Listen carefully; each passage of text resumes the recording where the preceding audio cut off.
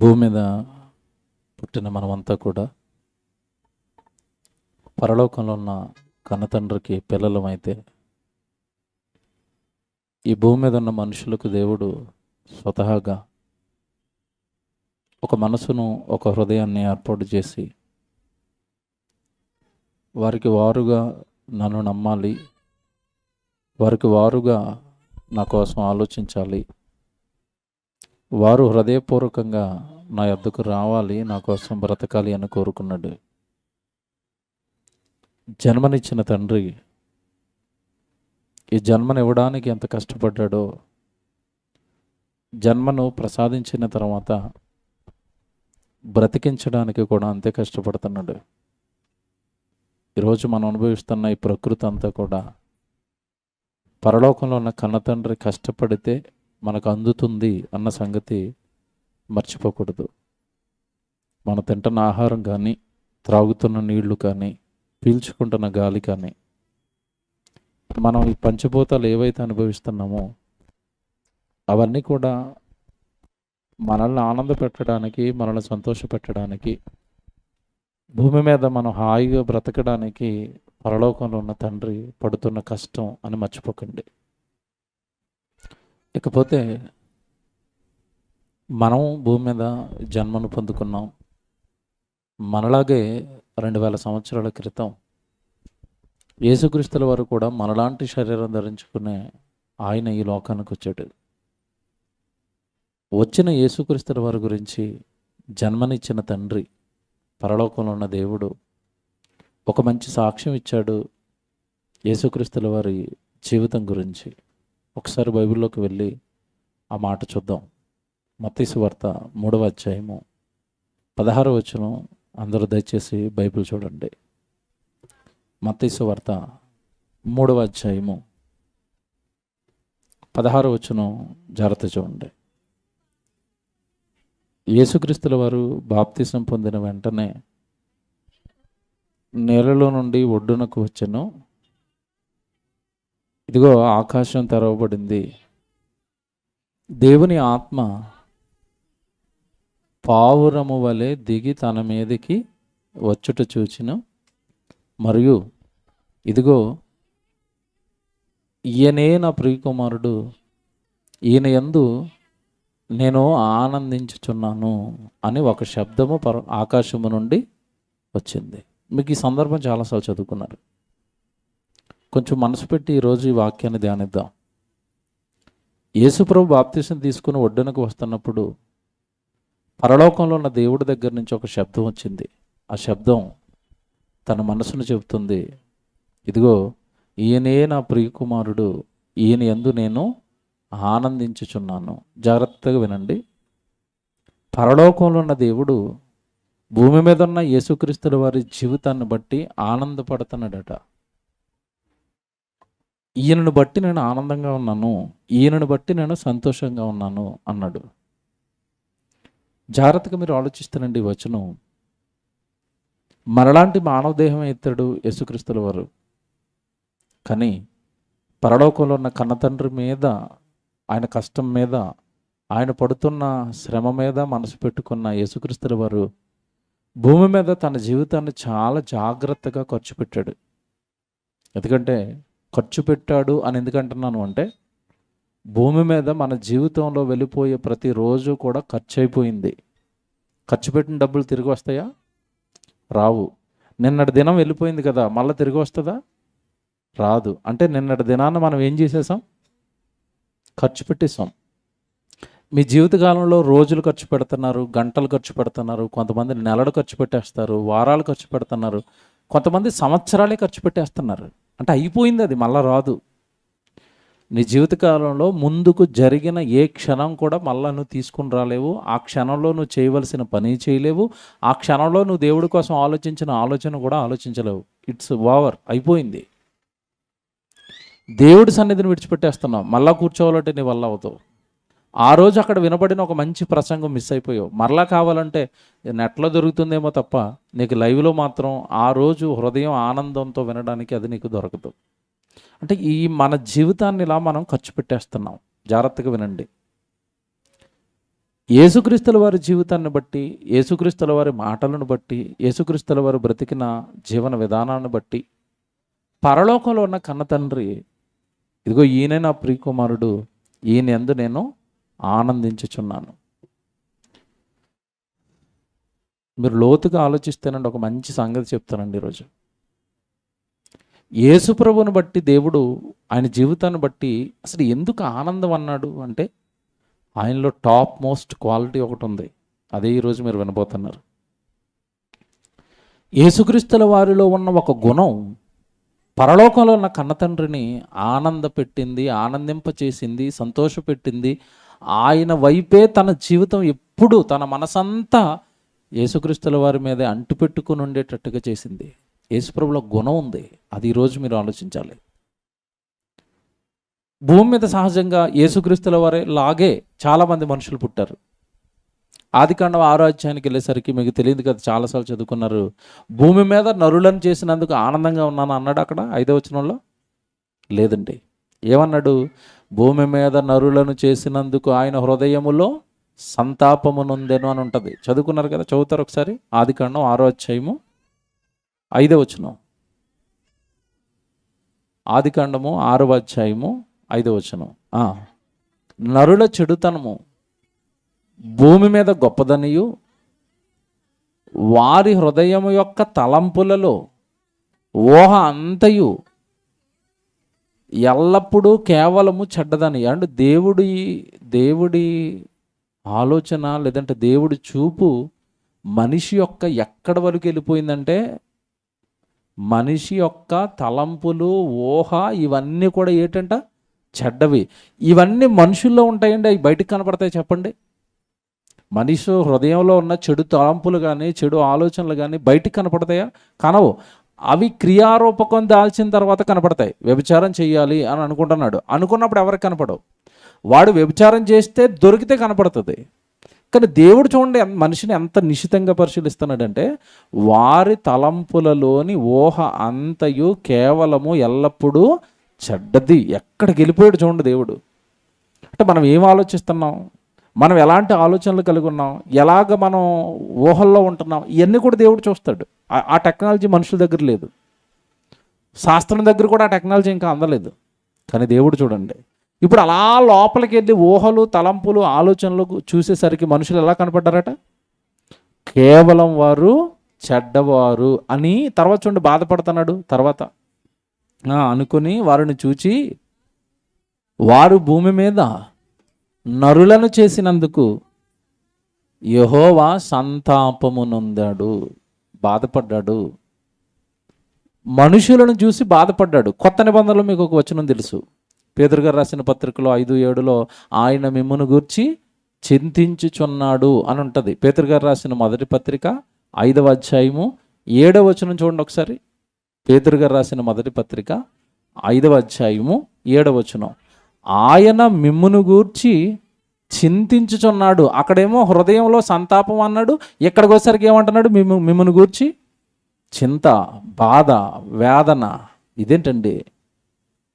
ఒక్క యేసు ప్రభుని చూస్తేనేమో ఆనందం అట, సంతోషం అట, హ్యాపీగా ఉన్నాడట. మిగతా భూమి మీద నరులందరినీ చూసినప్పుడు హృదయంలో సంతాపమట, వాళ్ళని చూస్తే చింతట, బాధట. ఏమంటే ఇంకా చాలా వచనాలు ఉంటాయి బైబిల్లోకి మిమ్మల్ని తీసుకెళ్తే. భూమి మీద నరులందరిని బట్టినండి దేవుడు చాలా వేదనలో ఉన్నాడు. ఎవరి జీవితాలు దేవుడికి నచ్చటం లేదు, ఎవరి మాటలు నచ్చటం లేదు, ఎవరి ఆలోచనలు నచ్చటం లేదు, ఎవరి పనులు నచ్చటం లేదు. ఒక్క యేసుక్రీస్తుల వారు మాత్రం తన జీవిత కాలం అంతా కూడా యేసుక్రీస్తుల వారు ఎవరిని సంతోషపెట్టాడు? తండ్రి అయిన దేవుడిని సంతోషపెట్టాడు. ఈరోజు ఒక కీ ఇస్తానండి. నేను ఈరోజు చెప్తున్న ప్రసంగం కనుక మీరు పట్టుకుంటే మీ జీవితము ధన్యమవుతుంది. ఏదైతే యేసుక్రీస్తుల వారి గురించి ఇదిగో ఈయనంటే నాకు ఇష్టం అని అన్నాడో అలా అనిపించుకోవడానికి అవకాశం దొరుకుతుంది. మన గురించి కూడా అనగలుగుతాడు. ఏంటండి యేసుక్రీస్తుల వారిలో ఉన్న గుణం అని ఆలోచిస్తేనండి, మీరు బాగా వినండి. యేసుప్రభు భూమి మీద చాలా అద్భుతాలు చేశాడు, సూచక్రియలు చేశాడు. మీకు తెలియదు కదా, చచ్చిపోయిన వాళ్ళని కూడా తిరిగి లేపాడు, సృష్టిని గద్దించాడు, శిష్యులకి వాక్యం నేర్పాడు. ఆయన నిజంగానండి మల్టిపుల్ వర్క్స్ చేశాడండి భూమి మీద. ఒక్క పని కాదు ఆయన చేసింది, చాలా పనులు చేశాడు. ఈ పనులన్నీ చేస్తూ ఒక పక్క వాక్యం నేర్చుకుంటూ వాక్యం మీద పట్టు సంపాదించడానికి దేవాలయంలో కూర్చొని 12వ ఏటే ప్రశ్నోత్తరాల కార్యక్రమం జరిగిస్తూ ఆయన దృష్టి అంతా కూడా బైబిల్ పైన, దేవుడి పైన కేంద్రీకరించాడు. యేసుక్రీస్తుల వారి జీవితం అంత గొప్పగా పరలోకంలో ఉన్న కన్నతండ్రిని ఆనంద పెట్టడానికండి ఆయనలో ఒక గుణం ఉంది. ఆ గుణం ఏంటంటే యేసుక్రీస్తుల వారిలో ఉన్న మనసు నేర్చుకునే మనసు ఉంటుంది యేసుప్రభుకి. మర్చిపోకండి, ఇది నేర్చుకునే తత్వం ఉంది ఆయన దగ్గర. నేర్చుకుంటాడు. నాకు వచ్చు, నాకు తెలుసు అన్న ఆలోచన అసలు ఆయన మదిలో ఉండదు ఎప్పుడు. ఎలా చెప్తారండి మీరు అంటారా? ఓ మాట చూపిస్తాను. యోహాను సువార్త 5వ అధ్యాయానికి రండి. యోహాను సువార్త 5వ అధ్యాయానికి రండి.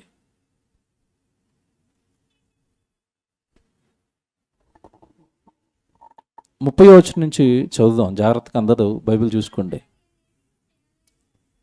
యోహాను సువార్త 5వ అధ్యాయము 30వ వచనం. అందరు చూస్తున్నారా? అందరు చూస్తున్నారా? నా అంతట నేనే ఏమియు, ఏమనుంది అక్కడ? ఎవరు అంటున్నారు ఈ మాట? యేసుప్రభు అండి.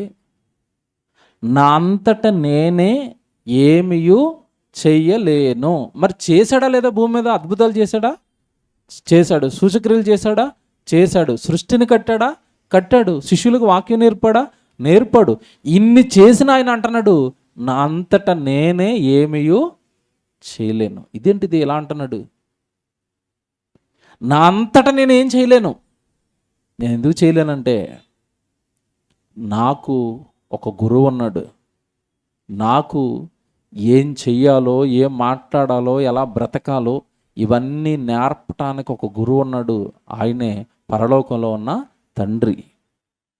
ఆయన నేర్పినవి చేస్తాను, ఆయన మాట్లాడమని మాట్లాడతాను, ఆయన ఎలా బ్రతకమంటే అలా బ్రతుకుతాను తప్ప నా జీవితంలో ఒక ఇంచు కానీ, నా జీవితంలో ఒక చిన్న ఈసంత కూడా నా అధికారానికి కానీ, నా ఇష్టానికి కానీ అసలు నా జీవితంలో తావే లేదు. యేసుప్రభు గురించి లోపలికి తీసుకెళ్తాను, కొంచెం జాగ్రత్తగా ఆలోచించాలి ఈరోజు. నా అంతటా నేనే ఏమీ చెయ్యలేను. తర్వాత నేను వినున్నట్లుగా తీర్పు తీర్చుచున్నాను. ఏమంటే ఇక్కడ తీర్పు గురించి ఎందుకు ఎత్తాడు? తీర్పు గురించి ఎందుకు ఎత్తాడు ఇక్కడ అంటే, జాగ్రత్తగా బైబిల్ నేర్చుకోండి. తీర్పు గురించి ఎందుకు ఎత్తాడు అంటే, పై సందర్భాలు చదవాలి మీకు. పై సందర్భాల్లో తండ్రి అలాగూ తనంతట తానే 26 చూడండి, 26. తండ్రి అలాగూ తనంతట తానే జీవము గలవాడై ఉన్నాడో అలాగే కుమారుడును తనంతట తానే జీవము గలవాడయుండుటకు కుమారునికి అధికారం అనుగ్రహించాడు. తండ్రి సమస్తం ఆయన దగ్గర నుంచే వస్తానే, నేను నా దగ్గరకు వచ్చింది ఏది కూడా నాది కాదు చెప్పేశాడు. తర్వాత చూడండి, మరియు ఆయన మనుష్య కుమారుడు గనుక తీర్పు తీర్చుటకు తండ్రి అధికారము అనుగ్రహించెను. ఇప్పుడు ఈయన చేతిలో ఒక పవర్ వచ్చిందట. ఏంట పవరు? తీర్పు తీర్చే అధికారం ఇచ్చాడు నాకు. ఎవరిచ్చారు? తండ్రి ఇచ్చాడు. ఇప్పుడు ఆ అధికారాన్ని ఉపయోగించి నేను తీర్పులు తీర్చొచ్చు. జాగ్రత్తగా వినాలి. యేసుప్రభు జాగ్రత్తగా పట్టుకుంటేనండి, ఇందుకేనండి యేసుప్రభుకి పరలోకంలో ఉన్న తండ్రికి పిచ్చండి యేసుప్రభు అంటే.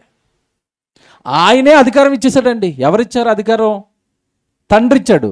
తండ్రి అధికారం ఇస్తే ఈయనంటున్నాడు, నాకు అధికారం ఉంది కదా అని నేను ఎలా పడితే అలా తీర్పులు తీర్చను. నేను నా చేతిలో అధికారం ఉన్నా మా నాన్న ఎలాగైతే తీర్పులు తీరుస్తున్నాడో చూస్తాను, నేర్చుకుంటాను. అది నేర్చుకొని నాకున్న అధికారాన్ని మా నాన్న ఉపయోగించినట్టుగానే పక్షపాతం లేకుండా ఉపయోగిస్తాను. ఏమి యేసుప్రభు అండి. ఇప్పుడు మీకు అర్థమవుతుంది. ఇది ఒక ఉదాహరణ చెప్తాను.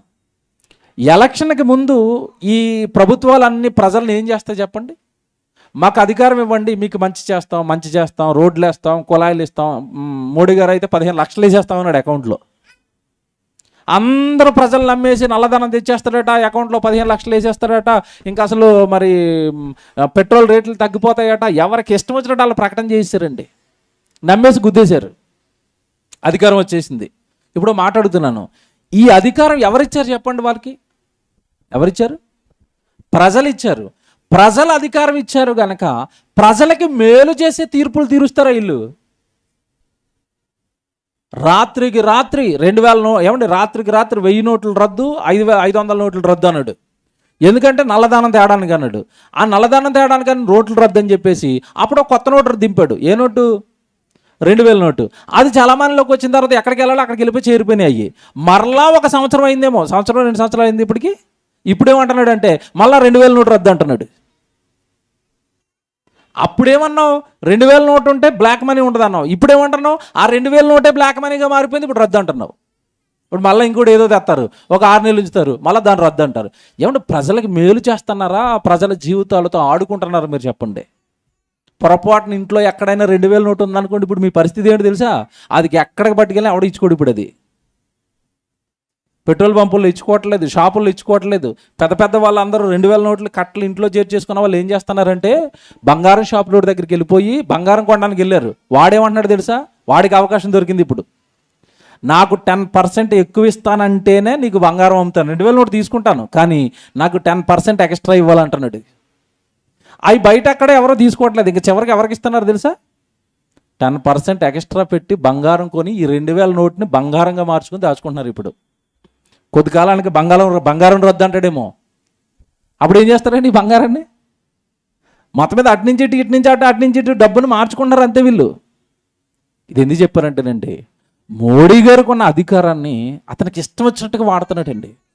ప్రజలు ఇబ్బందులు పాలైపోయినా ఏమంటే ఆ నోట్ల రద్దు కాలంలో ఎంతమంది ప్రజలండి ఏటీఎంల ముందు ఏమంటే అలాగుండిపోయారు, బ్యాంకుల ముందు ఉండిపోయారు, పోలీసులతో దెబ్బలు తిన్నారు. వీళ్ళ డబ్బులు వీళ్ళు బ్యాంకులో తీసుకోవడానికి దెబ్బలు తిన్నారు. వీళ్ళే అధికారం వేసి వీళ్ళే అధికారం ఇచ్చి ఆ అధికారంతో వీళ్ళే దెబ్బలు తిన్నారు. ప్రస్తుత అధికారాలు గవర్నమెంట్లు ఇలాగ ఉంటాయి. కానీ ఇక్కడ యేసుప్రభు చెప్తున్న మాట అండి, నాకు అసలు అది ఆలోచిస్తేనండి ఎంత ఇష్టం అనిపించిందంటే, ప్రభు జీవితం, తండ్రి నాకు అధికారం ఇచ్చాడు, నేను ఏమైనా చేయొచ్చు. ఇంతకీ ఏ అధికారం ఇచ్చాడు అంటే, అమ్మ పిల్లని బయట తీసుకెళ్ళండి, ఒకసారి బయటకు తీసుకెళ్ళండి. ఏ అధికారం ఇచ్చాడంటేనండి, ఏదో 5 సంవత్సరాలు ఉండిపోయి అధికారం కదండి యేసుప్రభుకి ఇచ్చింది. జాగ్రత్తగా వినాలి, యేసుప్రభుకి ఇచ్చిన అధికారం చిన్నది కాదు. తండ్రి 5 సంవత్సరాలకు మారిపోయే అధికారం కాదు. ఏమంటే లోకంలో పరిపాలించే అధికారము కాదు. యేసుప్రభుకి ఇచ్చిన అధికారం ఏంటో తెలుసా? మృతులకు తీర్పు తీర్చే అధికారం ఇచ్చాడు. అంటే ఎవరికి పరలోకం ఇవ్వాలో, ఎవరిని నరకానికి వెయ్యాలో డిసైడ్ చేసే రైట్స్, అధికారాలు యేసుక్రీస్తుల వారికి ఇచ్చేశాడు తండ్రి. చూడండి, జాగ్రత్తగా చూడండి. అక్కడ 27వ వచనం, 27వ వచనం, మరియు ఆయన మనుష్య కుమారుడు గనుక తీర్పు తీర్చుటకు తండ్రి అధికారం అనుగ్రహించెను. ఇదిగో ఏంటి అధికారం చెప్తున్నాడు 28వ వచనంలో, దీనికి ఆశ్చర్యపడకుడి, ఒక కాలం వచ్చుచున్నది, ఆ కాలమున సమాధులలో ఉన్న వారందరూ ఆయన శబ్దము విని మేలు చేసిన వారు జీవ పునరుత్థానమునకును, కీడు చేసిన వారు తీర్పు పునరుత్థానమునకును బయటకు వస్తారు. ఇదిగో జీవ పునరుత్థానానికి కీడు పునరుత్థానానికి పంపించే డిసైడ్ చేసే అధికారం నాదే. ఈ రైట్స్, ఈ పవర్స్ తండ్రైన దేవుడు నాకు అనుగ్రహించాడు. అలాగని నాకు అధికారం ఉంది కదా అని నేను ఏ తీర్పు పడితే ఆ తీర్పు నేను తీర్చను. ఇప్పుడు జాగ్రత్తగా వినాలి బైబిల్. ఇప్పుడు చదవండి 30, ఇప్పుడు అర్థమవుతుంది మీకు. 30, నా అంతట నేనే ఏమీ చేయలేను, నేను వినున్నట్లుగా తీర్పు తీర్చుచున్నాను. అంటే అధికారం చేతుల్లో ఉన్న తీర్పు మాత్రం ఎలా తీరుస్తున్నాడు? వినున్నట్లుగా. ఏం విన్నాడు? ఎక్కడ విన్నాడు? ఎక్కడ విన్నాడు? పరలోకంలో ఉన్న తండ్రి ఈయనకి ముందు కొన్ని తీర్పులు తీర్చాడు. పాత నిబంధనలో తీర్పులు తీర్చాడా? అన్ని జనాంగానికి తీర్పులు తీర్చాడు, యూదులకు తీర్పులు తీర్చాడు. ఏమంటే ఒక్కొక్క రోజు రాజ్యాలు, ఆయన నిలువబెట్టిన రాజ్యాలు తప్పు చేస్తే బబులోను మహాసామ్రాజ్యానికి తీర్పు తీర్చాడు, బెల్షస్సర్కి తీర్పు తీర్చాడు, నెబుకద్నెజర్కి తీర్పు తీర్చాడు. భవిష్యత్తులో ఆయన తండ్రైన దేవుడు చాలా తీర్పులు తీర్చాడు. అవన్నీ నేను తండ్రి దగ్గర నేర్చుకున్నాను. ఇప్పుడు నాకు అధికారం వచ్చింది కదా అని నా అధికారాన్ని ఎటుబడితే అటు వాడక, ఈ అధికారాన్ని నా తండ్రి దగ్గర నేర్చుకున్న దాని ప్రకారం వాడతాను తప్ప నా అంతట నేనే ఏమీ చెయ్యను. చూసారండి, యేసుప్రభుకి బాగా వినాలి ఇది మీరు. నీ చేతుల్లోకి ఏదైనా దేవుడు పని అప్పగించబడుతుంటే నీ ఇష్ట ప్రకారం నువ్వు ప్రవర్తించకూడదు. బైబిల్ జాగ్రత్తగా నేర్చుకోండి. అధికారం ఉంది కదా, నా చేతిలో ఉంది కదా అని దానిని ఎలా పడితే అలా వాడకూడదు. అది ఇక్కడ యేసుప్రభువుని బట్టి మనం నేర్చుకోవాల్సింది.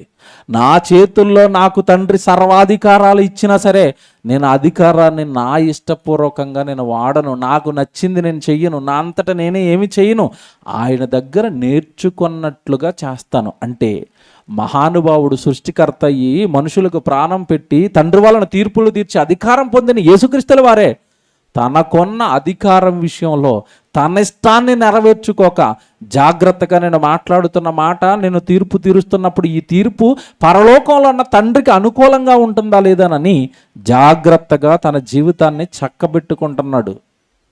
వినాలి జాగ్రత్తగా. బైబిల్లో లోతులు తెలియకపోతే, బైబిల్లో మన లోపలికి వెళ్ళి మన జీవితాన్ని చక్కబెట్టుకోకపోతే, యేసుక్రీస్తుల వారు ఎలాగైతే భూమి మీద తండ్రి అయిన దేవుడి విషయంలో తన అధికారాన్ని ఉపయోగించుకున్నాడో, తన జీవితాన్ని ఎలా సమర్పించుకున్నాడో మనకు అర్థం కాకపోతే మన జీవితం కూడా దెబ్బతింటది. ఇప్పుడు చదవండి 30వ వచనం. నా అంతట నేను ఏమీ చేయలేను, నేను వినున్నట్లుగా తీర్పు తీర్చుచున్నాను, నన్ను పంపిన వాని చిత్త ప్రకారమే చేయగోరుదును గాని నా ఇష్ట ప్రకారము చేయగోరను. ఈ మనసు మనకు వచ్చిందా? బాగా ఆలోచించండి. ఈ మనసు మనకు వచ్చిందా? ఒకవేళ యేసు ప్రభులు వారికి ఇచ్చినట్టుగా అధికారం మనకి ఇచ్చేసారు అనుకోండి. ఏ అధికారం? పరలోకానికి ఎవరికి పంపిస్తావో పంపించు, నరకానికి ఎవరిని పంపిస్తావో పంపించంటే మనం ఏం చేస్తామంటే మన ఇంటోళ్ళు మొత్తం తీసుకుని వెళ్ళిపోతాం అక్కడికి. ఎక్కడికి? ఇది మా వర్గం అండి, ఇది మా బ్యాచ్ అండి, వాళ్ళని తీసుకుని వెళ్ళిపోతానండి నేను. అందుకే మనకి ఏమివ్వడు. మీకు అర్థమైంది ఇప్పుడు? మనకి ఎందుకు ఏమివ్వడు తండ్రి అయిన దేవుడు అంటే, ఇదిగో నీ ఇష్టాన్ని అమలు చేస్తావు ప్రతి చోట, ప్రమాదం. నీకు ఇష్టమైంది జరగాలనుకుంటావు, ప్రమాదం. యేసుప్రభుకి లేదు అది. అధికారం చేతుల్లో ఉన్న అమ్మమ్మమ్మ నా అధికారం ఉంది కదా అని నా ఇష్ట ప్రకారం నేను అలా ప్రవర్తిస్తాను? నా తండ్రి దగ్గర నేర్చుకుంటాను. ఈ తీర్పు తీర్చాలనుకున్నప్పుడు తండ్రిని అడుగుతాను, డాడీ ఇలా తీర్చొచ్చా, వీడు ఇలాంటి తప్పు చేశాడు, క్షమించాలా, నరకానికి వెయ్యాలా? నా తండ్రి దగ్గర సర్వం నేర్చుకుని ఆయనకి ఇష్టమైంది చేస్తాను తప్ప అధికారం ఉంది కదా అని నా ఇష్టం వచ్చింది నేను చెయ్యను. అంటే యేసుప్రభు మీకు ఏమర్థమవుతున్నాడు చెప్పండి? ఈరోజు ఏమర్థమవుతున్నాడు? సృష్టిని కట్టిన సృష్టికర్త భూమి మీద ఏమి చేయాలనుకున్నా కూడా తండ్రి దగ్గర నేర్చుకునే గుణాన్ని కలుగున్నాడు. అందుకే ఆయన గురించి అంటున్నాడు, ఇదిగో ఈయనే నా ప్రియకుమారుడు, ఈయనంటే నాకు ఇష్టం, ఆనందం. సొంత కార్యక్రమాలు ఏం చేసుకోడు, సొంత ఉద్దేశాలు ఏమి ఉండవు, తన ఇష్టాలు ఏమి ఉండవు. నాకు అనుకూలమైంది నా కొడుకు చేస్తాడు, నన్ను అడిగి చేస్తాడు, నా దగ్గర నేర్చుకొని చేస్తాడు. ఇప్పుడు చదవండి అది 30వ వచనం. అలా చదువుదాం కిందకి. నా అంతటా నేనే ఏమి చెయ్యను, నేను వినున్నట్లుగా తీర్పు తీర్చుచున్నాను, నన్ను పంపిన వాని చిత్త ప్రకారమే చేయకూడదును కానీ నా ఇష్ట ప్రకారము చేయగోరను, కనుక నా తీర్పు న్యాయమైనది. చూసారా ఎంత ధైర్యమో? ఇప్పుడు మీకు ఒకటి చెప్తాను ఇక్కడ. నేను తీర్పు తీర్చేటప్పుడు ఆ తీర్పులో నా ఇష్టం లేదు కనుక నా తీర్పు రైట్. మళ్ళీ చెప్తాను, జాగ్రత్తగా వినాలి. మామూలు సామాన్యమైన మాటలు కాదండి అవి. ఏదో బైబిల్ అలాగా చదువుకుంటూ వెళ్ళిపోతే అర్థమయ్యే మాటలు, అంతకంటే కాదు అవి. నేను తీర్పు తీరుస్తాను, ఇప్పుడు నా తీర్పు రైట్ అవుతుంది. కారణం ఏంటంటే తీర్పు తీర్చేటప్పుడు నా తీర్పులో నా ఇష్టాన్ని నేను పెట్టడం లేదు. ఇది నా తండ్రికి ఇష్టమా కాదా అని ఆలోచిస్తున్నాను గనుక నా తీర్పు నేను తీర్చినా సరే ఆ తీర్పు ఏమవుతుందట? న్యాయం. నా మాటలో న్యాయం ఉంటుంది, నా పనిలో న్యాయం ఉంటుంది, నా తీర్పులో న్యాయం ఉంటుంది. దీనికి ఒకటే బేసు, నేను ఎప్పుడు కూడా తండ్రి దగ్గర నేర్చుకునే గుణాన్ని కలిగి ఉన్నాను. ఏమండి, మీ అందరూ మీ మనస్సాక్షిని పరీక్షించుకోండి. దేవుడి కోసం ఎల్లప్పుడూ నేర్చుకునేవారుగా ఉంటున్నారా? నేర్చుకోవాలండి. ఏమైనా తప్పు చేస్తాననేమో, ఏమైనా తప్పుడు మాటలు మాట్లాడుతాననేమో, ఏమైనా తప్పులు నా జీవితంలో జరుగుతున్నాయేమో, దేవుణ్ణి అడుగుదామండి, నేర్చుకుందామండి, సరి చేసుకుందామండి. ఏమంటే ఎవరికి ఉంటుందండి మనసు? నేర్చుకునే మనసు. చచ్చిపోయేంత వరకు నేర్చుకునే మనసు ఉండాలి. చచ్చిపోయేంత వరకు బైబిల్ని నేర్చుకునే మనసు ఉండాలి. ఎన్ని ప్రసంగాలు చేసినా ఇప్పటికే మేము బైబిల్ నేర్చుకుంటాం, ఇప్పటికే మేము ప్రసంగాలు వింటూ ఉంటాం, ఇప్పటికీ అందరు ప్రసంగాలు వింటాం, మరలా చదువుకుంటాం, మళ్ళా రాసుకుంటాం. ఎన్ని ప్రసంగాలు చేయనివ్వండి, ఏదో వచ్చేసిందన్న ఆలోచన నాకైతే ఏనాడు ఉండదు. ఏమీ రాలేదు, మళ్ళీ బైబిల్ చదువుకోవాలి. నేర్చుకునే తత్వం ఉందా? నేర్చుకునే గుణం ఉందా? నేర్చుకునే ఆలోచనలు ఉన్నాయా? లేవండి. ఎవరిలోని కనపడవు అవి. ఏదో చిన్నది వచ్చేసరికి లోపల నుంచి ఏదో తెలియని గర్వం, తెలియని ఏదో పొగరు అన్నీ వచ్చేసినట్టుగా మాటలు. యేసు ప్రభులాగా నువ్వు దేవుడికి ఇష్టం అవ్వాలి అంటే నువ్వు ఎల్లప్పుడూ నిత్య విద్యార్థిగా దేవుడి దగ్గర, సంఘంలోనూ సహోదరుల ఎదుట నిత్య విద్యార్థిగా నువ్వు కనపడాలి. నేర్చుకోవాలి. నేర్చుకుంటూనే ఉంటారండి. పాటలు నేర్చుకుంటూనే ఉంటారండి, ప్రసంగాలు నేర్చుకుంటూనే ఉంటారండి, బైబిల్ నేర్చుకుంటూనే ఉంటారండి. ఏదో నీ చేతికి ఒక పని అప్పగించబడింది, ఆ పనిని బాగా చేయడానికి ఇంకా ఏదో నేర్చుకుంటారండి. నేర్చుకోవటం అలా నీకు ఇవ్వబడిన నీకు ఇవ్వబడిన కార్యక్రమమా, దానిలో నువ్వు గొప్పవాడు కావడానికి నువ్వు నేర్చుకునే తత్వం ఉంటే అప్పుడు దేవుడు నిన్ను బయటికి తీసుకొచ్చేది, అప్పుడు దేవుడు నిన్ను గొప్ప చేసేది. యేసు ప్రభు జీవితం ఒక్కసారి మీరు లోతుల్లోకి వెళ్ళి ఆలోచిస్తే, నా అంతట నేనే ఏమీయో చేయను, నేర్చుకుంటాను, నేను మా డాడీ దగ్గర నేర్చుకుంటాను, అదే చేస్తాను. నా ఇష్టం మాత్రం 100% ఏమంటే నా ఇష్టం అసలు అందులో లేకుండా చూసుకుంటాను. నా ఇష్టం ఉండకూడదు అందులో, నా తండ్రికి ఇష్టమైందే జరగాలి ఏం చేసినా. ఈ పక్క అధ్యాయానికి రండి, 8వ అధ్యాయానికి రండి. 8వ అధ్యాయము 28 చదువుదాం. యోహాను సువార్త 8వ అధ్యాయము 28. కావున యేసు, నేను మనుష్య కుమారుణ్ణి పైకెత్తినప్పుడు నేనే ఆయనననియు నా అంతట నేనే ఏమియూ చేయక. ఇది చూడండి మళ్ళా, ఏమండి ఒకేలా మాట్లాడతాడు బైబిల్ అంతా. నా అంతట నేనే ఏమియూ చేయక, నా అంతట నేనే ఏమియూ చేయక తండ్రి నాకు నేర్పినట్టు ఈ సంగతులు మాట్లాడుచున్నానని మీరు గ్రహించెదరు. చూసారా, నేను మాట్లాడను ఓనుగా, ఏమి నా తండ్రి నాకు ఏమి నేర్పుతాడో అంటే యేసుప్రభు నేర్చుకుంటున్నాడా? ఏమంటే యేసుప్రభు నేర్చుకుంటున్నాడా? మిమ్మల్ని అడుగు, జాగ్రత్తగా ఆలోచించాలి ప్రసంగం ఈరోజు. యేసుప్రభు నేర్చుకుంటున్నాడు. ఏమంటే విశ్వాన్ని కట్టిన సృష్టికర్త నేర్చుకుంటున్నాడా? మీకు అర్థమవుతుందా లేదు? యేసుప్రభు సృష్టిని కట్టేశాడు. ఆయన కలిగి ఉన్నది ఏది ఆయన లేకుండా కలగలేదు. అంతటి వ్యక్తి నేర్చుకుంటుంటే మనం ఏం చేయాలి చెప్పండి? మనం ఏం చేయాలి?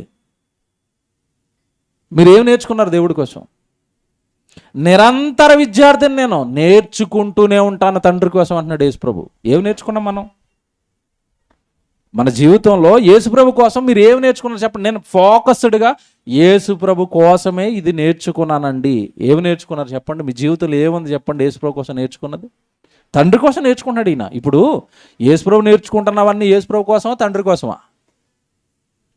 అద్భుతాలు చేశాడు, సూచక్రియలు చేశాడు, ఇవన్నీ ఎలా చేశాడు అనుకుంటున్నారు? యేసుప్రభు ఈయనకు ముందు తండ్రి చేశాడు. ఎప్పుడు మర్చిపోకూడదు మీరు. ఈయనకు ముందు తండ్రి చేశాడు. ఎక్కడ చేశాడు? తండ్రి అని దేవుడు ఎక్కడ చేశాడు? మోషే ద్వారా ఐగుప్తు దేశంలో చేయించాడు. ఆ అద్భుతాలన్నీ కళ్ళారా చూశాడు. అద్భుతాలు ఎలా చేయాలా, సూచక్రియలు ఎలా చేయాలా తండ్రి దగ్గర నేర్చుకున్నాడు. లోకంలోకి వచ్చిన తర్వాత తండ్రి ఎలాగైతే చేశాడో అలాగే నేను కూడా చేస్తున్నాను. నాకు ఒకటి అర్థమైపోయిందండి ప్రసంగం రాస్తున్నప్పుడు, యేసుక్రీస్తుల వారే నేర్చుకుంటున్నాను అంటే మనం కూడా ఏం చేయాలి? ఎప్పుడు కూడా నేను నేర్చుకుంటున్నానండి, నాకేమి రాదండి. యేసుప్రభువే నేర్చుకున్నదే చేస్తున్నాను అంటే మీకేమొచ్చి చెప్పండి? యేసుప్రభు ఏమన్నాడు తెలుసా? తన గురించి తను ఏం చెప్పుకున్నాడు తెలుసా బైబిల్ శిష్యులతో? మీకు ఒక్కడే గురువు, ఆయనే నేను. గురువు గారే నేర్చుకుంటుంటే పిల్లలు ఏం చేయాలి ఇప్పుడు? మీకు అర్థమైందా? గురువు గారే నేర్చుకుంటున్నాడు. నేను మీ గురువుని అన్నాడు బైబిల్లో. గురువు గారే తండ్రి దగ్గర నేర్చుకుంటున్నాడు. మనం ఏం చేయాలి చెప్పండి? నేర్చుకోవాలి కదా, బైబిల్ నేర్చుకోవాలి కదా. బైబిల్ ఒకటే కాదు, నువ్వు ఏమైనా సంఘానికి ఉపయోగపడే ఒక పని నేర్చుకోవాలి కదా. నేను ఇది ఎత్తుకున్నానండి, దీంట్లో టాప్కి వెళ్ళిపోతానండి, ఈ పనిలో నేర్చుకోవాలి కదండి. ఏమి నేర్చుకుంటున్నావు తండ్రి గురించి? తండ్రి అయిన దేవుడి గురించి నువ్వు నేర్చుకుంటున్నావేంటి? ఏమీ ఉండవు. బైబిల్ బాగా నేర్చుకుంటున్నారా? ప్రసంగాలు బాగా నేర్చుకుంటున్నారా? పాటలు బాగా నేర్చుకుంటున్నారా? వీడియోలు చేయడం ఏమైనా నేర్చుకుంటున్నారా? టెక్నికల్గా ఏదైనా ఒక కొత్త కార్యక్రమాన్ని సంఘంలో ప్రవేశపెట్టి, ఇదిగో మేము ఈ కార్యక్రమం చేయాలనుకున్నామండి, ఇందులో మేము నేర్చుకుంటున్నామండి, దీన్ని సంఘంలో ప్రవేశపెడతాం, దేవుడిని గొప్ప చేస్తాం, ఏమైనా నేర్చుకుంటున్నారా? నేర్చుకోవడానికి ఏమీ లేవంటే బోల్డ్ ఉన్నాయి. ఏది నేర్చుకోమండి, ఏది నేర్చుకోవడానికి టైం ఇవ్వం. లోకానికి, తినడానికి, త్రాగడానికి, ఏమండి మనుషులతో గడపడానికి టైం పాస్ అంతా అలా గడిచిపోతుంది. మీకు ఒకటే చెప్తాను, యేసు ప్రభు ప్రతిదీ నేర్చుకుని చేస్తున్నాడు కనుక బాగా తండ్రికి ఇష్టమవుతున్నాడు. నువ్వు ఏది చేయాలనుకున్న దేవుడి గురించి బాగా నేర్చుకుని చేయాలి. మరి మాకండి ఎలాగండి వస్తుంది అంటారా? ఇప్పుడు మత్తయి సువార్త 11వ అధ్యాయానికి రండి. మాకు ఎలాగ వస్తుందండి అంటారా? మత్తయి సువార్త 11వ అధ్యాయానికి రండి.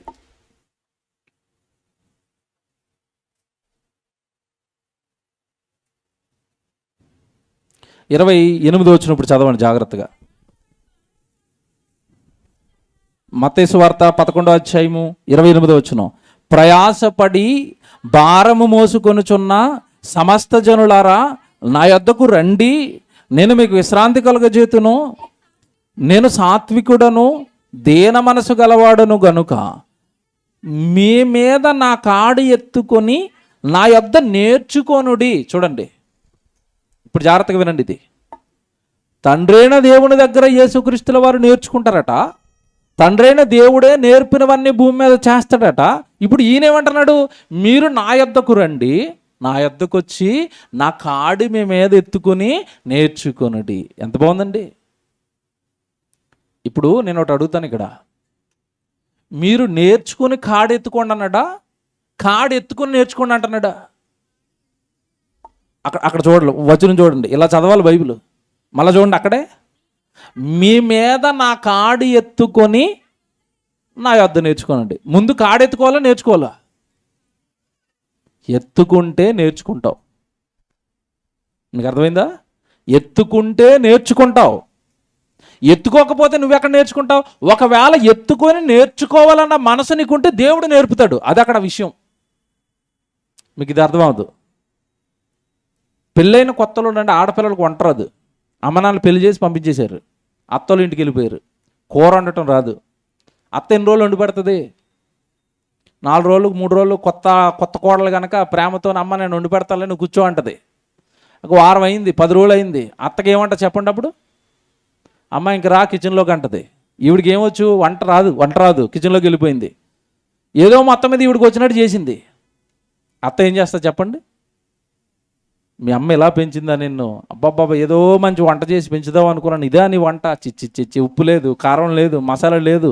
4 తిట్లు తిట్టగానే ఏడ్చుకుంటూ మళ్ళీ కిచెన్లోకి వెళ్ళి తర్వాత రోజు మళ్ళీ ఆవిడ వండమన్నట్టుగా వండుతుంది. అంటే ఏం చేస్తుంది అక్కడ ఆవిడ? వంట ఏం చేస్తుంది? నేర్చుకుంటుంది. బట్టలు తొక్కడం రాదు చాలామంది ఆడపిల్లలకి, బట్టలు తొక్కటం నేర్చుకున్నారు. చాలామంది కుట్టు మిషన్లు నేర్చుకుంటున్నారు. చూసారా? వంట నేర్చుకుంటారట, కుట్టు మిషన్లు నేర్చుకుంటారట, చదువు నేర్చుకుంటారట, సైకిల్ తొక్కటం నేర్చుకుంటారట, బండి నడపటం నేర్చుకుంటారట, కంప్యూటర్ నేర్చుకుంటారట. దేవుడి కోసం ఏమి నేర్చుకున్నామని అడగండి, గుండు సున్నా ఏముండదు. మీరు నా యొద్దకు వచ్చి నేర్చుకోనండి, నేను నేర్పుతానికి రెడీగా ఉన్నానంటే అసలు మనకి ఏమీ ఎందుకు రావట్లేదంటే ఫస్ట్ ఏం చేయమన్నాడు అక్కడ? కాడెత్తుకోండి, అప్పుడు ఆటోమేటిక్గా వస్తుంది. మీకు ఒక విషయం చెప్తాను, ఎగ్జాంపుల్ చెప్తాను. ఆదినేరన్ అన్న మీకు తెలుసు కదండి, చదువుకోలేదు అసలు, ఇంగ్లీష్ టైప్ చేయడం కూడా రాదు. మీకు విషయం తెలుసు కదా, వాళ్ళు ఇల్లు కట్టక మునిపండి ప్రతిరోజు నాతో తిరిగాడు లైవ్లో ఇవ్వడానికి. ఇంగ్లీష్ రాని వ్యక్తి లైవ్ ఎలాగిస్తాడండి సిస్టంలో? బాగా ఆలోచించండి. ఇంగ్లీష్ రాని వ్యక్తి సిస్టంలో ఏ ఊరికి వెళ్తే ఆ ఊరు టైప్ చేసేసి ఎలాగిస్తాడంటే నానా పాటలు పడేవాడు. ఇంగ్లీష్లో ఏమంటే తెలుగులో మాట్లాడుతూ ఉంటే ఇంగ్లీష్లో టైప్ చేస్తూ ఉంటుంది ఒక యాప్, అందులో మాట్లాడేవాడు. ఆ టైప్ చేసేది, ఆ టైప్ చేసినవాడు ల్యాప్టాప్లో తీసుకునేవాడు, అది ఇక్కడ కాపీ పెట్టుకునేవాడు. ఏమంటే లైవ్ ఏమి చదువుకోని వ్యక్తి ల్యాప్టాప్ ముందెట్టుకుని లైవ్ ఇస్తాడా? నా చుట్టూ ఆయన తిరుగుతున్న రోజుల్లో నన్ను అందరూ ఆశ్చర్యపోయారు అతను చూసి. ఏం చదువుకొని అతను లైవ్ ఎలాగిస్తున్నాడు? ఆయన మా దగ్గర ఎంటెక్లో బీటెక్లో ఉన్నాడు, వీడికి ఏమి రాదని వారు. అంటే అతను ఇష్టపడ్డాడు, ఇది ఎత్తుకోవాలండి, నేను చెయ్యాలండి అని ఎత్తుకున్నాడు. ఎత్తుకున్న వెంటనే అది ఏమొచ్చింది? ఆటోమేటిక్గా వచ్చేసింది, లైవ్ వచ్చిందని లైవ్ ఇచ్చాడు.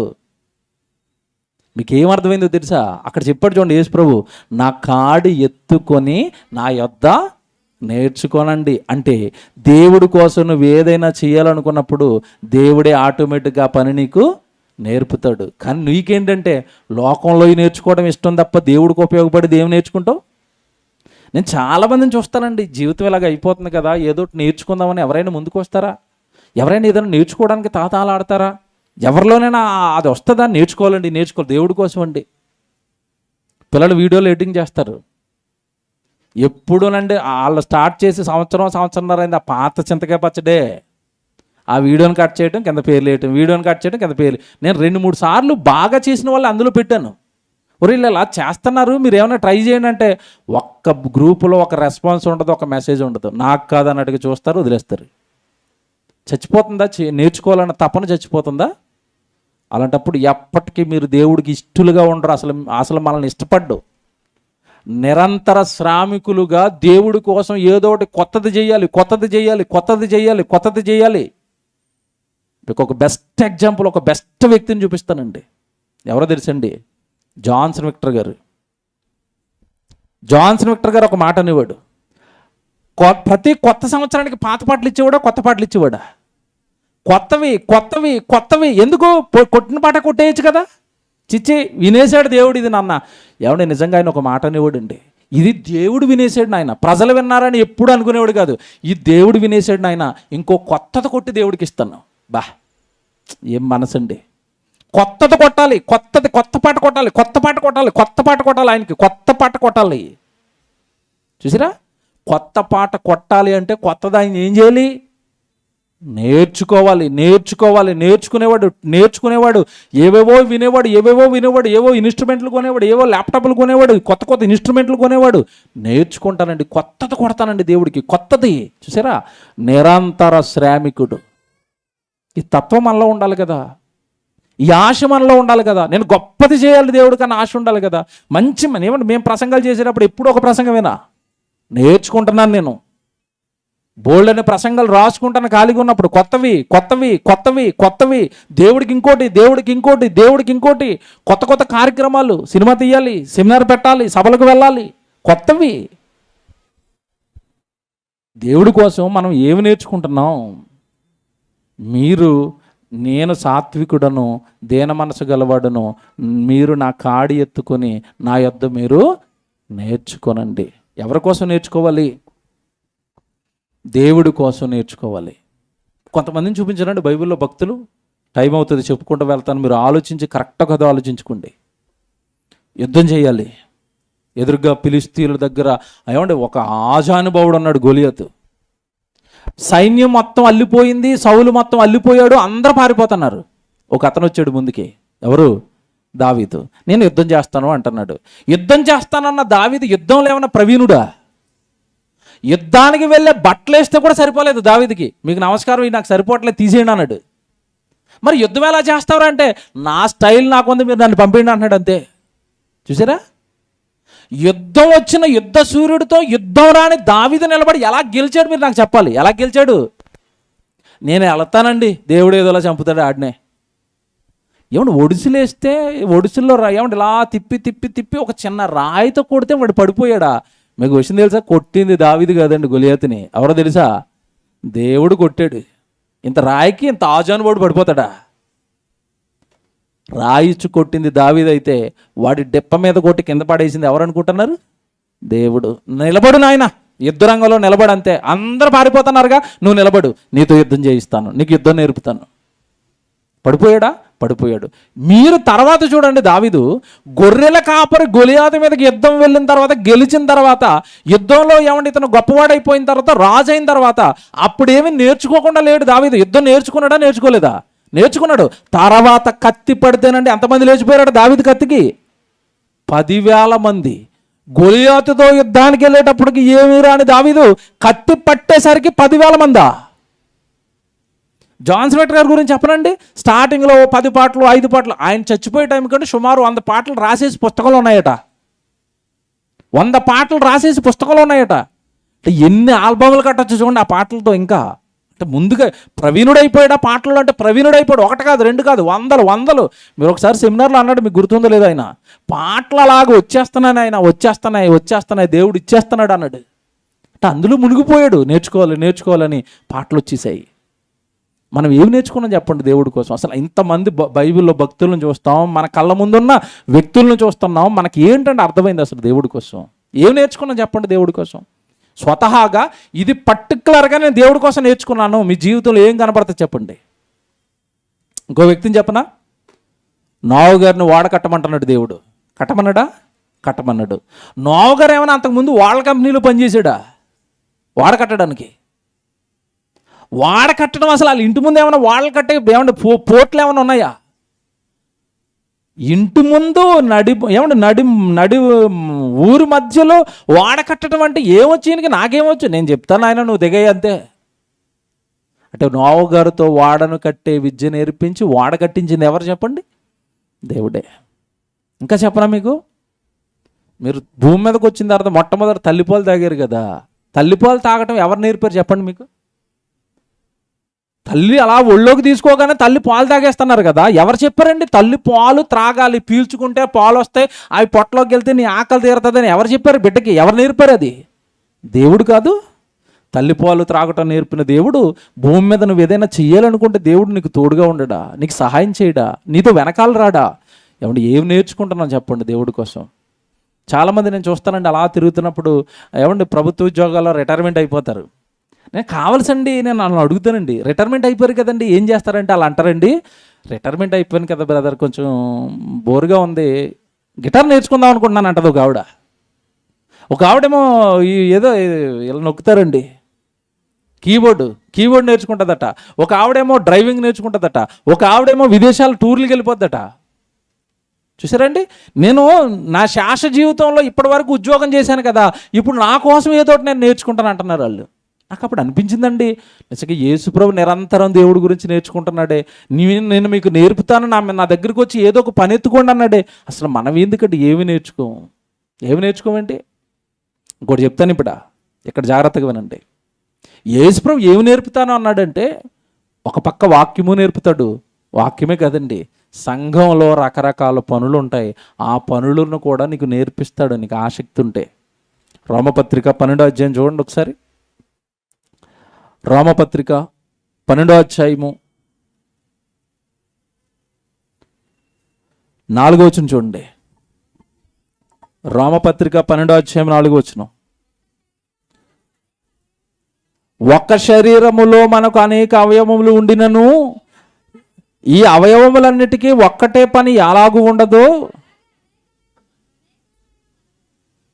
అలాగే అనేకులమైన మనము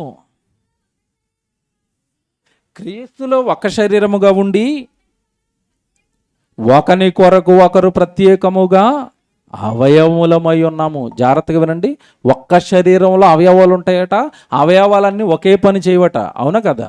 చెయ్యి పని చెయ్యిదే, కన్ను పని కన్నుదే, చెవు పని చెవిదే, కాళ్ళ పని కాళ్ళదే, గుండె పని గుండెదే, ఊపిరితిత్తుల పని ఊపిరితిత్తులదే, దేని పని దానిదే. కానీ విషయం ఏంటనుకున్నారు? ఇవన్నీ కూడా ఒక కోఆర్డినేషన్తో పనిచేస్తాయి, ఒకే శరీరంలో ఉంటాయి. వీటి మధ్యలో ఎంత బాండింగ్ ఉంటుందో మీకు చెప్తానండి. చేతి మీద దోమ కుడుతుంది అనుకోండి, నొప్పి దేనికి వస్తుంది? చేయికే వస్తుంది. ఏది కుడుతుందో ముందు దాన్ని క్యాప్చర్ చేయడానికి ముందు ఆ దోమ కుడుతున్న వైపుకి ఏం వెళ్తాయి చెప్పండి? ముందు కళ్ళు వెళ్ళాయి, ఇలాగా కళ్ళు చూసాయి, కళ్ళు దోమని గుర్తుపట్టాయి. వెంటనే సమాచారాన్ని ఎక్కడ పంపిస్తే తెలుసండి? ఇక్కడ దోమ కొడుతుంటే ఈ చెయ్యి దీన్ని కొట్టుకుంటుందా? కొట్టుకోలేదు. వెంటనే సమాచారం బ్రెయిన్ దేనికి పంపిస్తుంది అంటే పక్క చెయ్యికి పంపించింది. ఈ పక్క చెయ్యి వచ్చి దోమను కొట్టింది. అంటే ఈ చెయ్యికి దోమ కొడితే ఈ చెయ్యి ఊరుకోదా? ఊరుకోదు. ఒకదానికొకటి అవి ఏంటంట? అవయవములు ఒకదానికొకటి సహకారం చేసుకుంటాయి, ఒకదానికొకటి అవి పని చేసుకుంటాయి, ఒకదానితో ఒకటి కలిసి పని చేస్తాయి. ఇంకోటి చెప్పరండి మీకు, మీ కాలు మీద ఏదైనా తగి గాయమైంది అనుకోండి, నొప్పి ఎక్కడ వస్తుంది? కాలుకు వస్తుంది.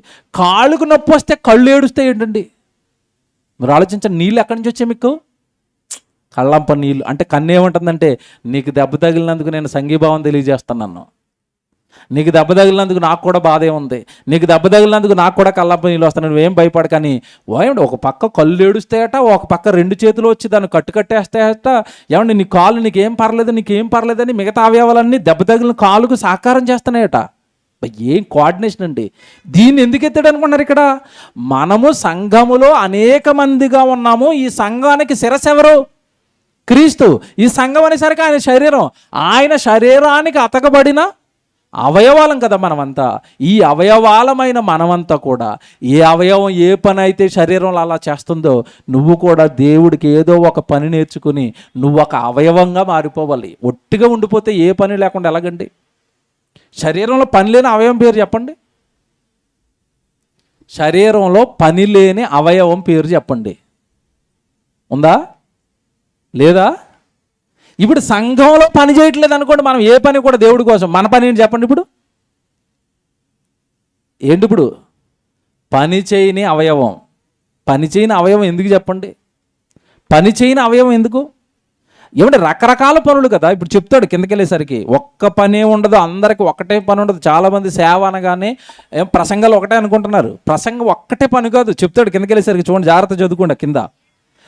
మనకు అనుగ్రహింపబడిన 7వ వచనం, మనకు అనుగ్రహింపబడిన కృప చొప్పున వేరు వేరు కృపావరములు కలిగిన వారమై ఉన్నాము గనుక ప్రవచన వరం అయితే విశ్వాస పరిణామము చొప్పున ప్రవచింతుము, పరిచర్య అయితే పరిచర్యలోను. ఇప్పుడు పరిచర్య కూడా పనేనా? నేను మాట్లాడుతున్నానండి. నేను నేర్చుకొని పరిచర్య చేశాను. ఎవరికైనా అన్న వాళ్ళు ఒకరు చేయొద్దండి. నేర్చుకుని భోజనం వడ్డించాను, నేర్చుకుని బట్టలు దిగాను. నేను శ్రీకాకుళం ప్రాంతానికి వెళ్తాను కదండి. ఈ శ్రీకాకుళం ప్రాంతానికి ఎప్పటికి 3వ నేను వెళ్ళటం. నాకు ఒక విషయం షాక్ అయిపోయానండి. ఒక కుర్రోడు ఉంటాడండి, ఇంత చిన్న హైట్ ఉంటాడు, ఒక 20-21 సంవత్సరాలు ఉంటుందండి కుర్రోడు. అసలు ఆ సరౌండింగ్, శ్రీకాకుళం డిస్టిక్ ఆ సరౌండింగ్ ఏరియాలలో ఏ దైవజనుడు వచ్చినా 3 రోజులున్నా 4 రోజులున్నా ఆ కుర్రోడు ఆ దైవజనుడితోనే ఉంటాడట. అతనికి భోజనం పెట్టడం, అతనికి వాటర్ చూసుకోవటం, లేవగానే నీళ్లు పెట్టడం, బట్టలు ఇవ్వటం, టవల్స్ ఇవ్వటం, ఆయన బట్టలు ఏమైనా మాసిపోతే పట్టుకెళ్ళి ఉతికేయటం, వాళ్ళని ఐరన్ చేసుకుని పట్టుకురావటం. ఏమంటే నిజంగానండి, బెల్లం చుట్టూ ఏగ ఎలా తిరుగుతుందో ఆ కుర్రోడండి. నేను వెళ్ళంతే అసలు అలా తిరుగుతూ ఉంటాడండి. నేను పడుకున్న తర్వాత పడుకుంటాడు. మళ్ళా నాకు పొరపాటున లెగిసి మెలుగు వచ్చిందంటే నేను ఆశ్చర్యపోయిన. 6 గంటల క్లాస్ చెప్పడానికి లేచానండి నేను. జూమ్ క్లాస్లో చెప్పడానికి నేను నా సౌండ్ వినపడి క్లాస్ చెప్తున్నాను, లేచి బెలా కూర్చున్నాడు. అన్నయ్య వాటర్ తాగుతారా అంటాడు. సార్ కుర్రోడిని చూసి ఆశ్చర్యపోయానండి. యవ్వనుడండి. యవ్వన కాలంలో ఏమంటే నిజంగా పరిచర్య చేయాలి, దైవజనుడు వెనకాల ఉండాలి అన్న ఆశ చూడండి. నేను ఒకటి అడిగాను, నాకు చివరి రోజు వచ్చేటప్పుడు అడిగానండి, తమ్ముడు ఎక్కడ మీటింగ్ అయినా నువ్వే ఉంటావు ఏంటి? ఎవరి మీటింగ్ అయినా ఈ కుర్రోడే ఉంటాడు. ఆ కన్వీనర్తో చెప్పేస్తాడు, అన్నయ్య నేను చూసుకుంటాను అన్న, అన్నతో పాటు రూమ్లో ఉండిపోతాను. ఎక్కడ మీటింగ్ అవ్వండి ఈ కుర్రోడే వస్తున్నాడు. నాకు ఫస్ట్ మీటింగ్ ఏమనుకున్నాడని ఆ ఊరేమనుకున్నాను. 2వ మీటింగ్ వచ్చాడు, 3వ మీటింగ్ వచ్చాడు. ఎక్కడ వచ్చినా నువ్వే వస్తున్నావు నాయన, ఏంటి నీ కథ అంటే ఇప్పుడు చెప్పాడు, నేను దైవజనులకు పరిచయం చేసుకుంటూ ఉంటానన్న. నేను ఉపేంద్ర అని వచ్చినా, రాజేంద్ర అని వచ్చినా, జాన్సన్ అని వచ్చినా, ప్రసన్న అని వచ్చినా వాళ్ళతో పాటే ఉండిపోతాను, ఈ పరిచయం చేసుకుంటాను. ఇది ఒక్కటేనన్నా నాకు దేవుడిచ్చిన భాగ్యం అని. ఎంత బాగా చేస్తున్నాడండి ఆ కుర్రోడు. చిన్న ఇబ్బంది రానివాడు స్పీకర్కి, బైబిల్ పట్టుకునేవాడు. ఏమంటే మీరు నమ్మరు, అలా కిందకి దిగి వస్తుంటే మెట్ల దగ్గర ఉంటాడు, అనే సూట్ తీసేయండి చెమటేస్తుంది అంటాడు. ఏంటంటే అసలు ఆ కేరింగ్ మన సొంత భార్యో సొంత పిల్లలో కూడా అంత కేర్ తీసుకోలేరేమో అనిపించింది. కేరింగ్ అనమాట. అసలు కిందకి దిగిన కూడా అలాగా. అప్పుడు ఎందుకు తమ్ముడు ఎలాగంటే, ఈ పరిచర్య చేసుకుని పరలోకం వెళ్ళిపోదాం అనుకున్నాను అన్నాడు. ఎలాగుంది ఇది? పరిచర్య పరలోకానికి షార్ట్ కట్. చాలామందికి తెలియదు ఇది. మార్కు సువార్త రాశాడు, ప్రసంగాలు ఏం చేయలేదు ఆయన. మిగతా జీవితకాలం అంతా ఏం చేశాడో తెలుసా? పౌలు గారికి పరిచర్య చేసుకుంటూ ఉండిపోయాడు. పౌలు గారు బట్టలు ఉతుక్కుంటూ, పౌలు గారికి అన్నం పెట్టుకుంటూ, పౌలు గారు వెనకాల తిరుక్కుంటూ వెళ్ళిపోయాడు. అంటే పరిచర్య నేర్చుకున్న పరలోకం వెళ్ళిపోతామంటే వెళ్ళిపోతాం. అదే చెప్తున్నాడు ఇక్కడ. పరిచర్య అయితే పరిచర్యలోను, బోధించువాడైతే, అంటే ఇప్పుడు బోధకుడు ఒక పని, పరిచర్య కూడా ఒక పని. దీంట్లో డిఫరెన్స్లు ఏమి లేవు. బోధకుడు ఏదో గొప్పవాడని మాత్రం మీరు అనుకోకండి. ఎందుకు మాట చెప్తున్నాడంటే, చాలామందికి బోధ మీద ఫోకస్, మిగతా ఏమి నేర్చుకోరు, ఏముండదు. పరిచర్య కానీ, తగ్గింపు కానీ, బైబిల్ నేర్చుకోవడం కానీ, వాక్యాలు బాగా చదువుకోవటం కానీ, బైబిల్ బాగా చదువుకోవటం కానీ ఏముండదు.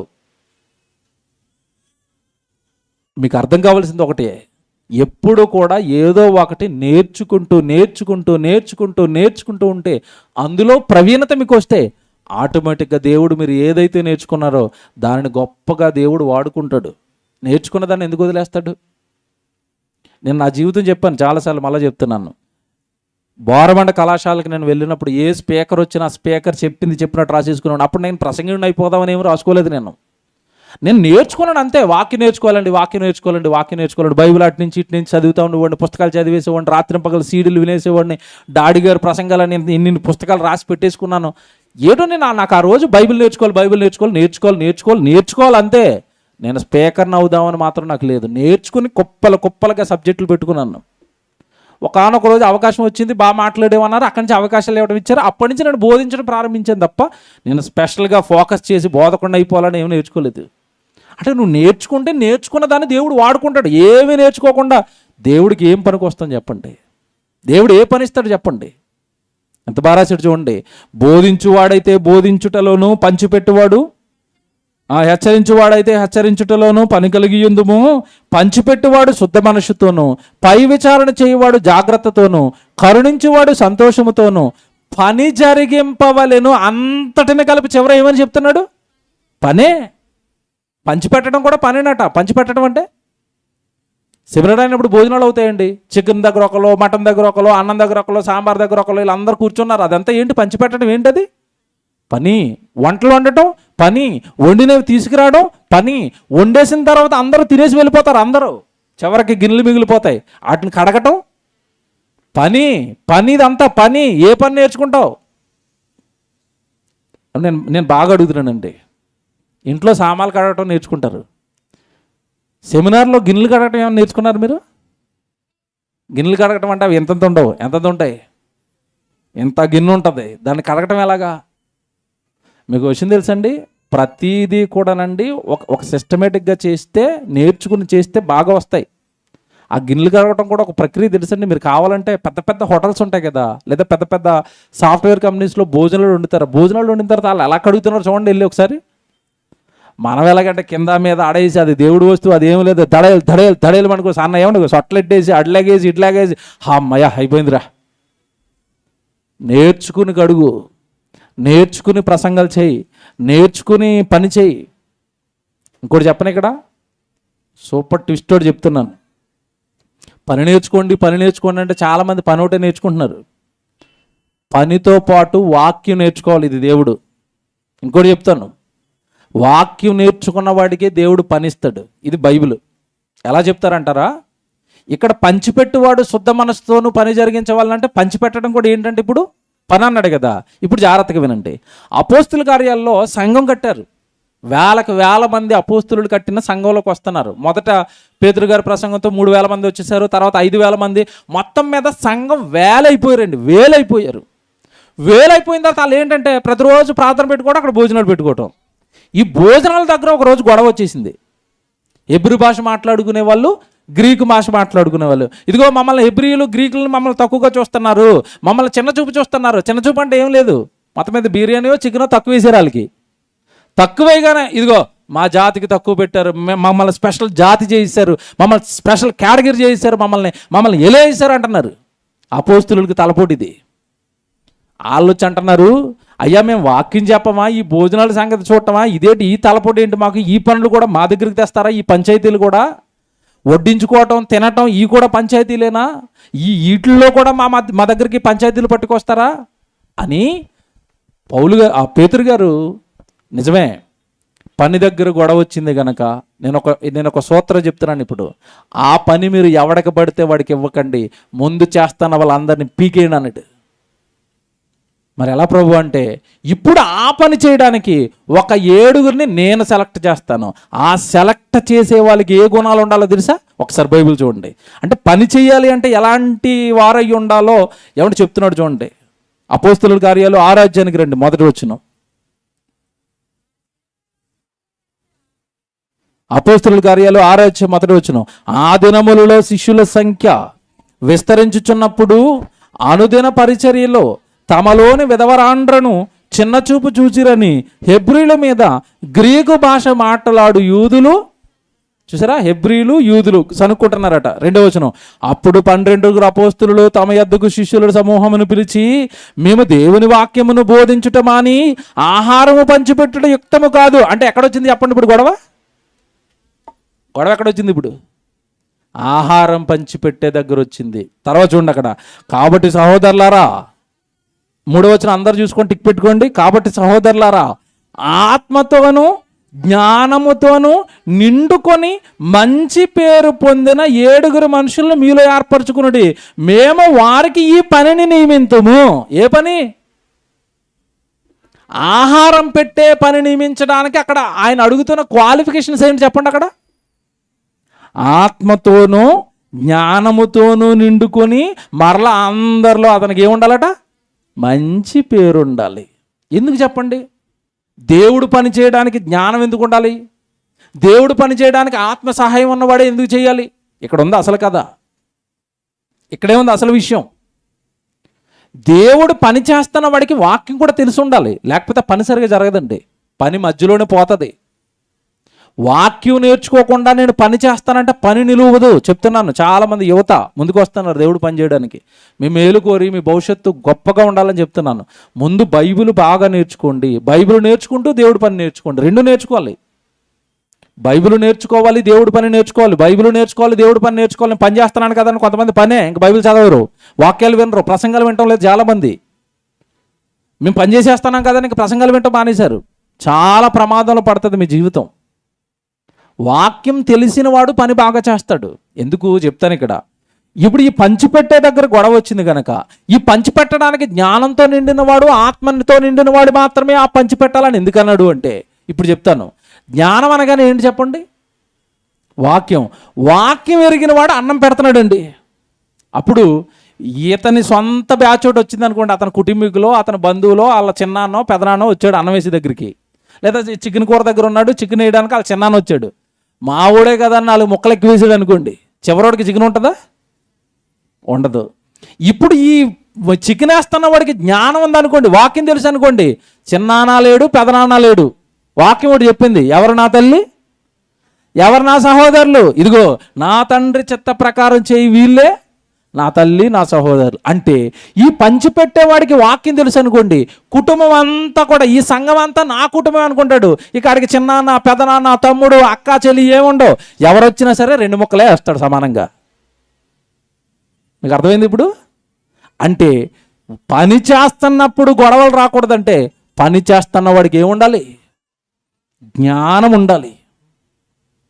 ఈర్ష్య ఉండకూడదు పని చేస్తున్నప్పుడు. ఇంకొక అతను బాగా చేస్తున్నాడు అనుకోండి, అయ్యో నాకు రాలేదండి, అతను చేస్తున్నాడండి, ఏదో నేర్చుకున్నాడండి, నేను ఇంకోటి నేర్చుకుంటానండి. ఇంకో ఇతను బాగా చెప్తున్నాడండి, నేను చెప్పలేక ప్రసంగాల్లో చాలామంది వింటారు, నాకంటే బాగా ప్రసంగాలు చెప్తారు. ఆ బాగా ప్రసంగాలు చెప్పే వాళ్ళ మీద నేను ఈర్ష్యపడితే నాకేమొస్తుంది? నేను బాగా ప్రసంగం చెప్పడానికి నా పాటలేవో పడాలి, నా కష్టాలేనో అని చెయ్యాలి. ఒక అతను బాగా దేవుడు పని చేసి ఎదుగుతున్నాడు అనుకోండి, చాలామంది ఏడుపు గోల. ఏడిస్తే ఏమి రాదు. నువ్వేదైనా చేయడానికి ట్రై చేయి, నువ్వేదైనా నేర్చుకో, నువ్వేదైనా దేవుడి కోసం ఉపయోగపడడానికి కష్టపడు. ఏమి లేవు, ఇలాంటి స్వభావాలే లేవండి అసలు. దేవుడు పని చేసేవాడికి, దేవుడు పనిలో ఉన్నవాడికి జ్ఞానం ఉండాలి. దేవుడు పనిలో ఉన్నవాడికి ఆత్మ తోడు ఉండాలి. అప్పుడు ఆ పని బాగా చేస్తాడు. వస్తువులు వాడుతున్న వాళ్ళకి దేవుడు జ్ఞానం ఉందనుకోండి, ఇంట్లో ఉన్న వస్తువులు ఎలాగ వాడుతున్నారో దేవుడి సన్నిధిలో ఉన్న వస్తువులు కూడా అలాగే వాడతారు. అమ్మో సంఘం అంతా కొన్న వస్తువులు కదండి, ₹1000 ఖర్చు అవుతుంది కదండి, ఆ వస్తువును భద్రం చేసుకోవాలండి, ఆ వస్తువు మీద ఏదైనా బట్ట కప్పుకోవాలండి, ఆ వస్తువును భద్రంగా ఉంచాలండి, దేవుడిది కదండి, పాడు చేయకూడదు కదండి. భయం ఉంటుంది వాక్యం వస్తే. దేవుడు వస్తువుల విషయంలో దేవుడు ఎంత సీరియస్గా ఉంటాడో బైబిల్లో వాక్యం తెలిస్తే, ఒకనాడు యెరూషలేము దేవాలయంలో వాడబడిన వస్తువులను పట్టుకెళ్ళి ఆ బెల్షస్సర్ గారు ఆ రోజు మందు తాగుతున్నాడని ఆయన చంపేశాడు. నా వస్తువులు నువ్వు వాడుతున్నావు ఏంట్రా అని. అంటే వస్తువులు అంటే దేవుడికి అంత ఇష్టం. ఆ జ్ఞానం ఉందనుకోండి, ఇదిగో దేవుడి సన్నిధిలో వస్తువులు వాడుతున్న వాళ్ళు చాలా జాగ్రత్తగా ఉంటారు. అమ్మో దేవుడిది కదండి, ఇది జాగ్రత్తగా వాడాలి, జాగ్రత్తగా భద్రం చేయాలి, పాడు చేయకూడదు దాన్ని.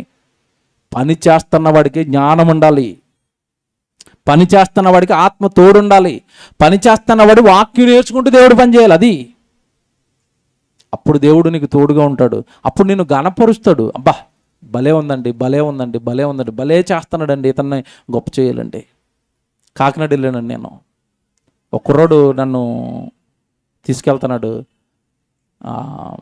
బండి మీద తీసుకెళ్తున్నారు. ఆ కుర్రాడు చాలా చిన్న కుర్రాడు, చాలా చిన్న, 4 సార్లు 5 సార్లు ప్రసన్నతో మీటింగ్లకు వెళ్ళాడట, లైవ్ బాగా ఇచ్చాడట. ఇప్పుడు డాడీ వాళ్ళు ఆ కుర్రాడిని డైరెక్ట్గా అక్కడ యూనివర్సిటీకి వచ్చేమని అడుగుతున్నారట. డాడీ వాళ్ళు అడుగుతున్నారు, అన్నయ్య త్వరలో నేను యూనివర్సిటీలోకి వెళ్ళిపోతాను లైవ్ ఇవ్వడానికి అంటున్నాడు. ఎందుకు నచ్చాడు అంటే, వాడు నిన్న మన లైవ్ ఇచ్చాడని చాలా బాగా ఇచ్చాడండి. మంచి కలర్లు సెలెక్ట్ చేస్తున్నాడు, వచనం వేసేటప్పుడు బాగా వేస్తున్నాడు. అంటే లైవ్ ఇవ్వటంలో వాడు ప్రవీణత సాధించేశాడు. అది అన్నయ్య వాళ్ళకి నచ్చింది. వచ్చే నాయన మా దగ్గర పని చేయ అంటున్నారు. అలా నువ్వు ఏదో సాధిస్తే నీకు దేవుడు పనిస్తాడు తప్ప, ఏదో నువ్వు ఒక గొప్పగా ఏదో ఒకటి నేర్చుకుని దేవుడి కోసం సిద్ధపడితే నిన్ను దేవుడు లాగేస్తాడు ఆటోమేటిక్గా పనిలోకి. నీకు ఎవరినో బతిమాలవలసిన అవసరం లేదు, ఎవ్వరో ఇవ్వవలసిన అవసరం లేదు. నీలో టాలెంట్ ఉందా, నీలో శక్తి ఉందా, నువ్వు గొప్పగా చేయగలవా దేవుడి కోసం? దేవుడే ఆటోమేటిక్గా నిన్ను లాగేసుకుంటాడు పనిలోకి. తెలియాలి ఇది. దేవుడిని నమ్మాలి, దేవుడి పైన ఆనుకోవాలి, దేవుడిచ్చేంతవరకు ఎదురు చూడాలి. నేర్చుకోండి, నేర్చుకోవడానికి సిద్ధపడండి, నేర్చుకుంటూనే ఉండండి. దేవుడి కోసం ఏదో ఒకటి నేర్చుకోవడానికి ప్రయత్నపడండి. యేసుప్రభు గురించి చెప్పాను ప్రారంభంలో, నేను నా తండ్రి వద్ద నేను ఏం చేస్తున్నాను, నేర్చుకుంటున్నాను. మీరు ఆయన దగ్గరికి వచ్చాం కదా, యేసుప్రభు దగ్గరికి. మనం ఏం నేర్చుకుంటున్నాం దేవుడి కోసం? మీకు మాట చెప్పనండి, హైదరాబాద్లో ఉన్న వాళ్ళందరూ కూడా బ్రతకడానికి రకరకాల ఉద్యోగాలు నేర్చుకుంటారండి. 6 నెలలకు ఒక ఉద్యోగం చేస్తూ ఉంటారు కొంతమందిని చూస్తే. ముందు ఉద్యోగం చేసాడు, వదిలేసాడు, ఇంకో కొత్త ఉద్యోగం ఎక్కాడు. మరి ఇది ఎలాగ వచ్చిందంటే నేర్చుకున్నాడు బ్రతకడానికి. ఒకసారి డ్రైవింగ్ చేశాడు, ఇంకోసారి ఇంకోటి చేస్తున్నాడు, ఇంకోసారి మేస్త్రి పని చేస్తున్నాడు, ఇంకోసారి కార్పెంటర్ పని చేస్తున్నాడు, ఇంకోసారి క్యాబ్ తోలుతున్నాడు, ఇంకోసారి బండి తోలుతున్నాడు. ఇవన్నీ ఎలాగొచ్చేసినా ఆయన అంటే, ఒకసారి వంటకెళ్ళిపోతున్నాడు. ఇవన్నీ ఎలాగొచ్చంటే బతకడానికి ఏదో ఒకటి ఉండాలి కదా అన్నయ్య. నాకు ఇవన్నీ వింటున్నప్పుడు అండి, బ్రతకటానికి ఇన్ని నేర్చుకున్నా నువ్వు యేసుప్రభు కోసం ఏమి నేర్చుకున్నావు? నేను అడుగుతున్నాను, యేసుప్రభు కోసం ఏమి నేర్చుకున్నావు?